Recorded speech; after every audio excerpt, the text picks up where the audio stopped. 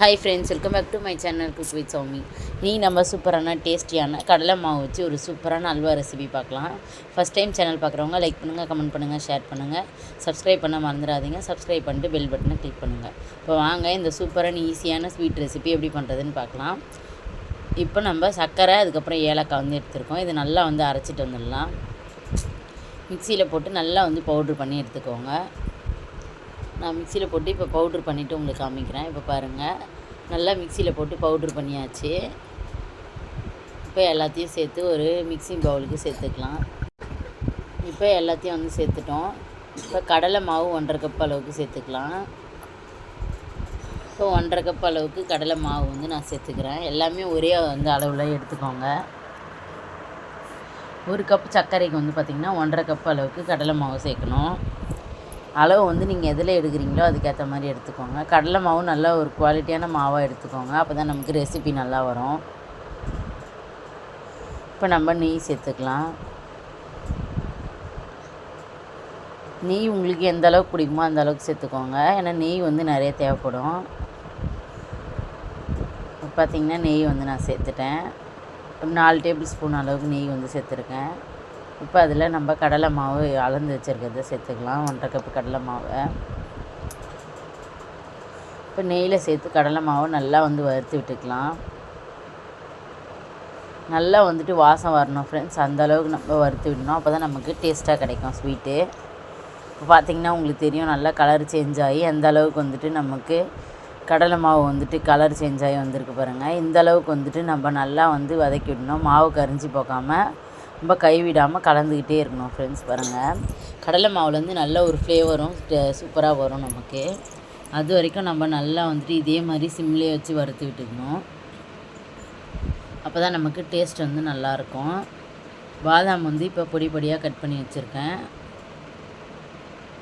பாருங்கள், பாதாம் வந்து நல்லா வந்து பொடி ஆகிடுச்சு. இப்போ நல்லா வந்து கலந்து விட்டுட்டே இருக்கணும் கைவிடாமல். அப்போ தான் நமக்கு டேஸ்ட்டாக கிடைக்கும் நமக்கு அல்வா. நல்லா நான் வந்து கலந்து விட்டுட்டேன். ஃபஸ்ட்டு இருந்ததுக்கும் இப்போ இருந்ததுக்கும் நிறைய டிஃப்ரென்ஸ் இருக்குது பாருங்கள்.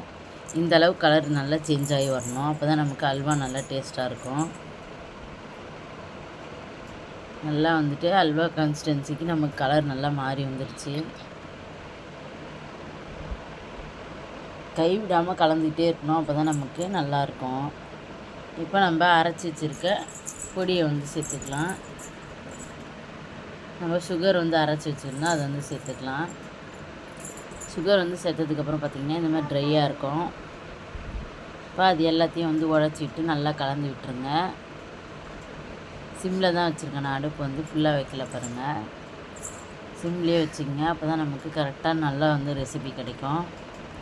இப்போ பார்த்திங்கன்னா நல்லா கலர் சேஞ்ச் ஆகிடுச்சு பாருங்கள். இது இப்படியேவும் சாப்பிட்றதுக்கு நல்லாயிருக்கும் டேஸ்ட்டாக. நம்ம இதை வந்து அல்வாவாக மேக் பண்ண போகிறோம். உங்களுக்கு அல்வாவாக செய்ய பிடிக்கலன்னா நீங்கள் இப்படியே கூட சாப்பிட்லாம். நல்லா வந்துட்டு நமக்கு திருப்பதி லட்டு டேஸ்ட்டில் இருக்கும். இப்போ பால் வந்து சேர்த்துக்கலாம். நான் நல்லா காய்ச்சி ஆற வச்ச பால் வந்து சேர்த்துக்கிறேன். சேர்த்து நல்லா வந்து கலந்து விட்டுருங்க. அந்த பால்லேயே வந்துட்டு நல்லா வந்து வெந்து வந்துடும் கடலை மாவு. பார்த்திங்கன்னா நல்லா கலர் சேஞ்ச் ஆகிடுச்சு பாருங்கள். நம்ம கலந்து விட நல்லா வந்து குக் ஆகிடும் பால்லையே. பாலோட டேஸ்ட்டும் இருக்கும்போது ரொம்ப வந்து சூப்பராக இருக்கும் நமக்கு அல்வா. இப்போ நல்லா வந்து கலந்து விட்டுகிட்டே இருங்க. நல்லா நமக்கு பாத்திரத்தில் ஒட்டாமல் வரணும். நல்லா வந்து கலந்து விட்டுகிட்டே இருங்க. வந்து கட்டி கட்டியாக இருந்ததெல்லாம் வந்துட்டு உடச்சிட்டு இந்த மாதிரி நல்லா வந்து கலந்து விடுங்க.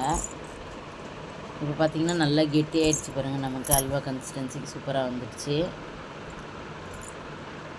நெய் வந்து உங்கள் விருப்பத்துக்கு ஏற்ற மாதிரி சேர்த்துக்கோங்க ஃப்ரெண்ட்ஸ். நான் வந்து மீடியமாக தான் சேர்த்துருக்கேன்.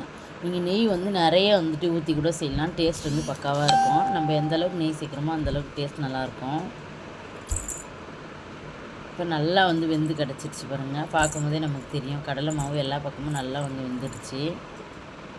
இப்போ நம்ம எடுத்து வச்சுருக்க நட்ஸ் வந்து தூவிக்கலாம்.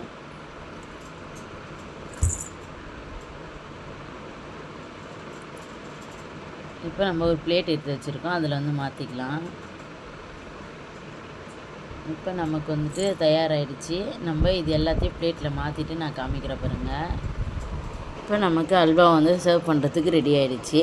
நம்ம வந்து ஒரு கரண்டியில் வந்து நெய் வந்து அப்ளை பண்ணிவிட்டு அதில் நம்ம அள்ளி எடுத்தோன்னா இந்த மாதிரி வந்துட்டு ரவுண்டாக கிடைக்கும். அதே மாதிரி நம்ம வந்துட்டு ரெடி பண்ணிக்கலாம். ரெடி பண்ணிட்டு மேலே வந்து நட்ஸ் வச்சிட்டோன்னா ரொம்ப வந்து சூப்பராக இருக்கும் நமக்கு பார்க்கறதுக்கு. குழந்தைங்க ரொம்ப வந்து என்ஜாய் பண்ணி சாப்பிடுவாங்க. டேஸ்ட்டு சூப்பராக இருக்கும். தேங்க்ஸ் ஃபார் வாட்சிங் ஃப்ரெண்ட்ஸ். இன்னொரு சூப்பரான வீடியோவில் சந்திக்கலாம். தேங்க்யூ, பாய்.